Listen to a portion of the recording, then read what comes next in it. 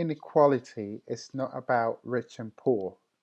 It's about the tilted playing field of life and how to stop it getting steeper.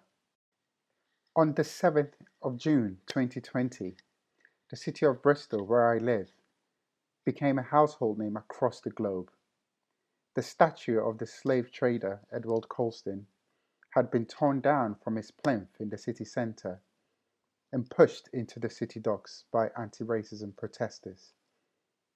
As I watched my friends, politicians, historians across the world debate the significance of the event, I realized that little was said about the nature of the people behind the protest, and indeed why thousands followed their call to go out and protest during the pandemic. The truth is, the people who organized the protest were almost all under the age of 25.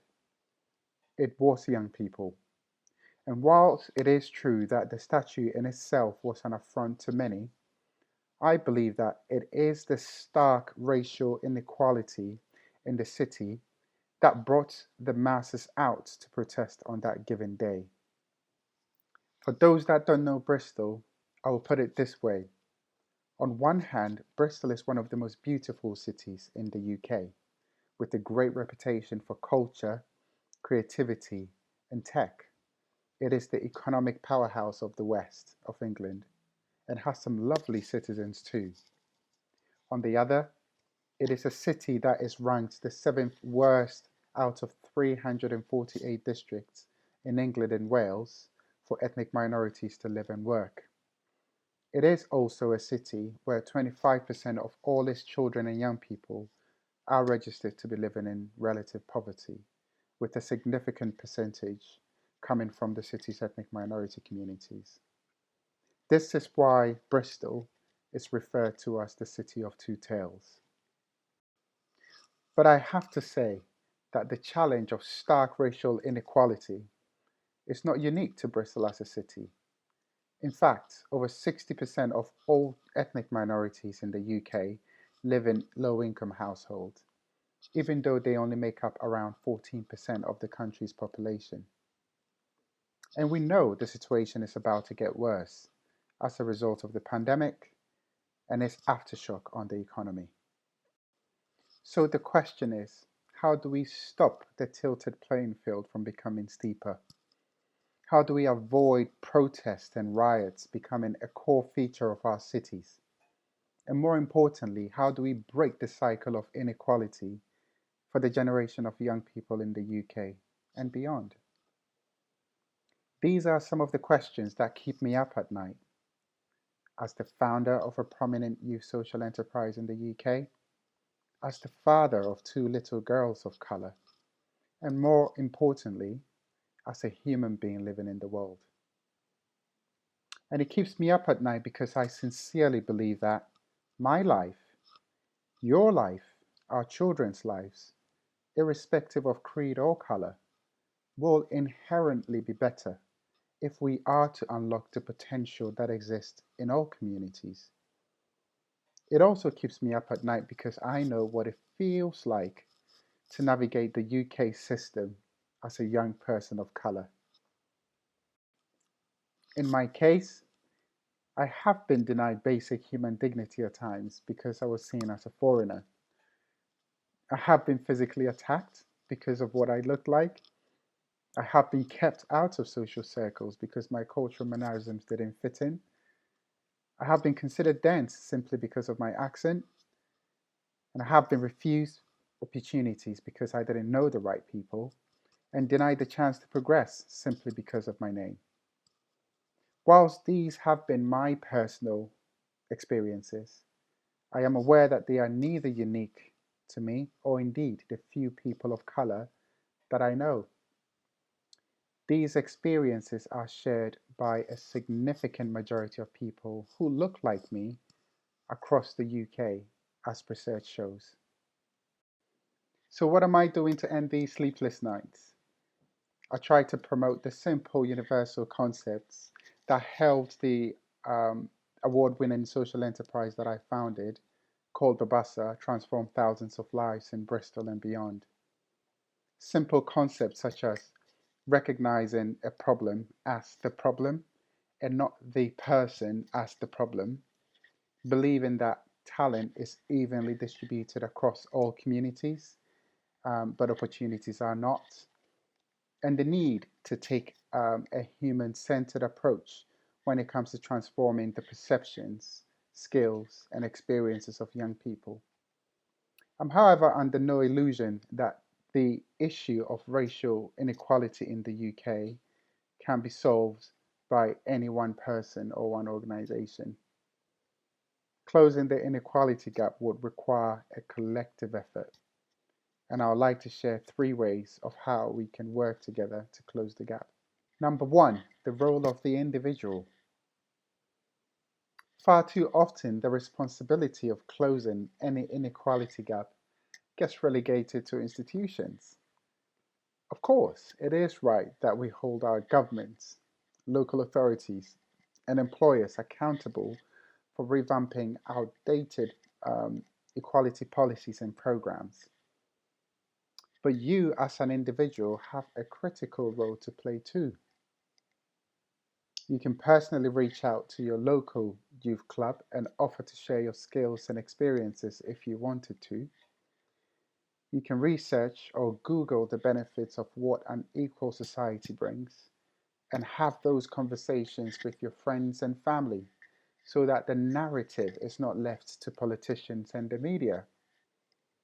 And you certainly can write to your institutions that you are connected with, be it your university, your kid's school, your local councillor, or even your public safety authorities, to ask the question about what they are doing with regards to leveling the playing field for the next generation. During the last summer, a good friend of mine who was moved by the George Floyd incident decided to write to her company's CEO, asking what the company was doing about equal opportunity and racial equality. Not only did that single email trigger a major long-term project to address representation at her workplace, it also triggered a sector-wide conversation about racial equality. And that was just one email. Number 2, the role of the community worker. Let me first and foremost use this opportunity to commend all community and youth workers across the globe. I think it's one of the noblest of professions, not just because of the ability to reach communities, but because of the ability to impact the human lives of those that they engage, and by extension, their families and friends for the better. The ripple effect of one good act, but equally one bad act in the life of a vulnerable person, can be profound, and that is why I hold them in high esteem. Having said that, I do think it's time to rethink the model of community and youth work in the UK. I think the idea of creating centres for young people to hang out is just not sufficient for the 21st century. We need to embrace the creation of social mobility hubs, from my perspective. And by that, I mean creating third spaces other than the home or school, where young people can have a one-stop point for accessing mental, emotional, and professional support needed to unlock their potential. A space where the key worker's role is redefined as a friendly guide rather than the arbiter of truth, to help young people navigate the existing support services and rapid technological advances, to help them make sense of globalization and the demographic shifts that is happening, and to also learn about the effects of social media and understand the political transformations that are fundamentally changing the way we live, we work, and we relate to one another. And I think that is critical. Number 3, the role of cities. There is no denying that breaking the cycle of systemic inequality for the next generation will require collective effort. That is why the role of an inclusive city leader or city leadership, along with setting measurable long-term targets, cannot be underestimated. In Bristol, we have proposed for the city to adopt a long-term challenge that supports at least one person from each inner city household to secure a median salary role by 2030.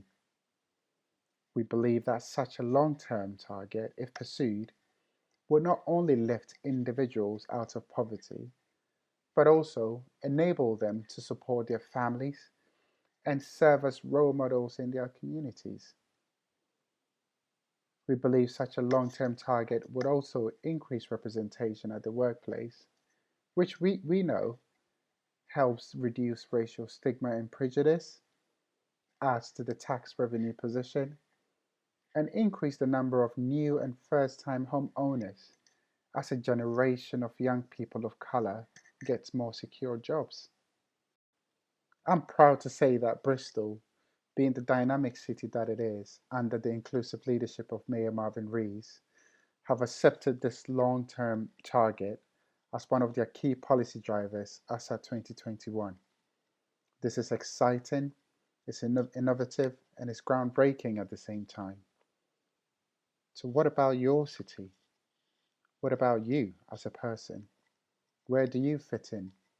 And what would you do to help level the playing field for the next generation after listening to this talk? It is during times of great difficulty that we need to start imagining. So I do urge you to make your voice and actions count.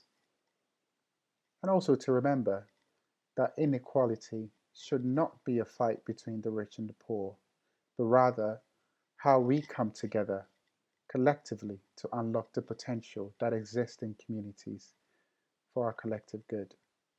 Thank you.